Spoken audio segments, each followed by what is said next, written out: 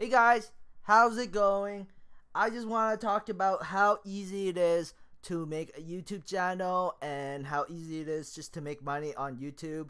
All you do is need to have some passion to keep releasing keep releasing videos. High quality does matter, but I don't think it matters too much.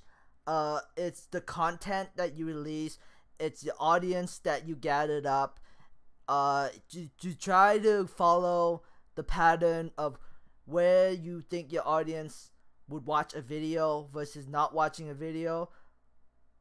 Like this video here, Cam Batley from a Royal interview, it was a very good video. It got like literally like 800, 900 views within like 4 or 5 hours. And I think if this video was kept around, it could easily be like 2 or 3,000 right now and be 10,000 within a month, because I think people would rewatch the video multiple times. And so I want to bring up something that I came across, and I thought it's very easy to make money. Okay, so basically, this is the YouTube copyright basics. I was looking it up. I was trying to find out some loopholes of me using other people's comments, like videos, and then I found a loophole. Like for example, this. See how like this first pictures has Hans review a popular gloves and boots video. So basically, he talks about why this video is so popular, why this video is so good, and he's doing a review on this video.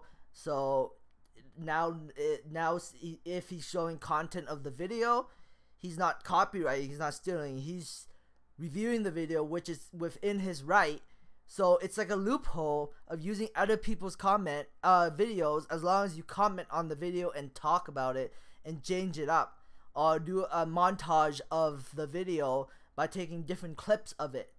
So you can take content from other people's stuff, and this video will explain it for you. So just hold tight. I'm gonna play it soon. I'm just putting the mic closer to the screen so you guys can hear. Next to review video. Why is video doing so great? Reason A, Tiny Sumo Man. Reason B, Scary Monkey Picture. I think this video is crappy. Look at that crappy red guy. He's not even wearing any pants.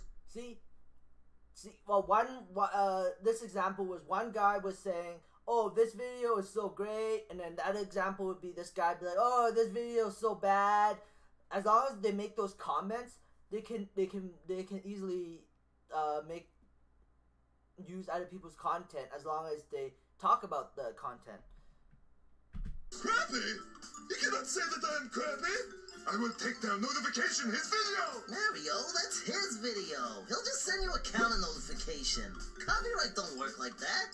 This is not fair. Nope. This is fair use. Copyright has a concept called fair use that allows people to comment on, or remix, or criticize your video. Screw fair use. I'm sending him a takedown notification anyway. No, wait.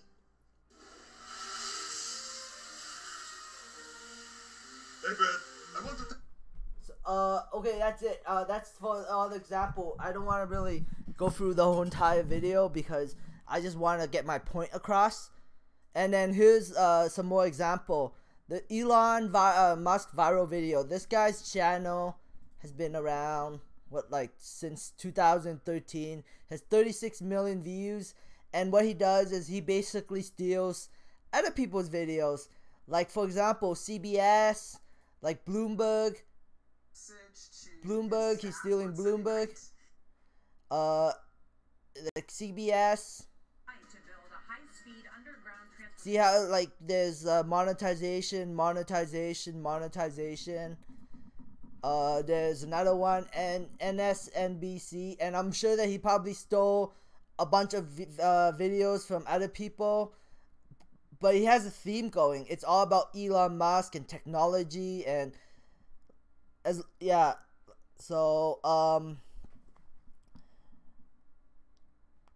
I guess that's all I really have to say. Like I can take videos. Like I'm gonna probably email this guy tomorrow. I'm gonna talk to my friend first before I email him, but I'm hoping he can take away my copyright because it just bugs me that I have a copyright on my channel. And then I guess, let's see how long. 5-minute video. I guess the video's done, but now I kind of want to talk about something else. This is an example. So the Monk Way, right? I can totally use his content.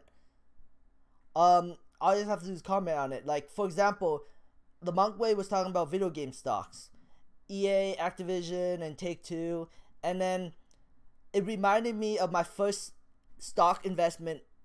Basically, Activision Blizzard was the first company that ever got me to open up my own trading account and buy it. It was the first stock that I ever bought. I made a comment down here that I bought the stock at $13 and I sold half of it at $14 and then the rest at $20. I sold at $14 because I got emotional. I bought it at $13. I was waiting a year and then finally it took off. And then well, as soon as it like passed the $13 mark, I kind of got emotional and I sold off half my shares at $14. And then I kept holding on and I sold the rest out at $20. So I still made money, but I could have made a lot more money if I was just more of a had more of a long-term mindset for this company. Cause yeah, and let's begin, and I'll make comments on the video so it's not copyrighted. Look at recent news and upcoming games. If you're a gamer, you should definitely own one of these companies. Subscribe and hit that bell for more stock valuation videos. I make them every day to keep you smart. And leave a like if you're a gamer at heart. The 3 big gaming companies are Electronic Arts, Activision Blizzard, and Take-Two Interactive. Let's take a look at their value numbers. Activision Blizzard is the biggest company at a $59 billion market cap, with EA coming in second at $43 billion. Take-Two is the smallest at $13 billion, in terms of their stock price compared to earnings. EA is the best value at a 35 PE ratio, still high compared to the average of 24. Activision Blizzard is at 60, and Take-Two is 71. It seems these companies are all overpriced right now. They're all very similar in terms of revenue. Here are their price to sales ratios. Looking at how much money the company has, Activision Blizzard is best with a 5.97 price to book ratio, followed by Take-Two at 9.07 and EA at 9.5. All three has low debt, under 0.5, with Take-Two at almost 0. Let's look deeper at the return on equity and return on asset. These tells us how much profits they have compared to their equity and assets. The higher the better. Take-Two has ROA of 4.8 and ROE of 12.7, EA has 12.8 and 23.8, Activision Blizzard has 1.9 and 3.6. It looks like EA wins again with good profits, with Blizzard coming in really low. It seems like Blizzard is overvalued at this price. Let's see which had more growth. EA is up 29% in 1 year, 537 in 5, and 800% in 8 years. Activision Blizzard is up 26% in the past year, 443% in 5, and 600% in 8. So I just want to tell you, 600% in 8 years. I basically started in the stock market around 8 years ago, maybe 9 years ago. I can't exactly remember, but I started around eight years ago, and 600% since then. That's pretty good. That's really good for an 8-year investment. 600% return. So that's like a 75% return every year if I hold it onto the stock for 8 years. So long-term investing is where it is. Like, you say that the average return investment is what, like 10-15% on the market? Well, because Activision Blizzard was my first stock. When I first bought it, I put all my money into the stock. If I kept buying the stock and kept holding on to the stock, I would have made a 75% return every year for 8 years. And I would have made a ton of money if I had a long-term mindset on Activision Blizzard. And since I complimented on this video, it's no longer his video, it's my video.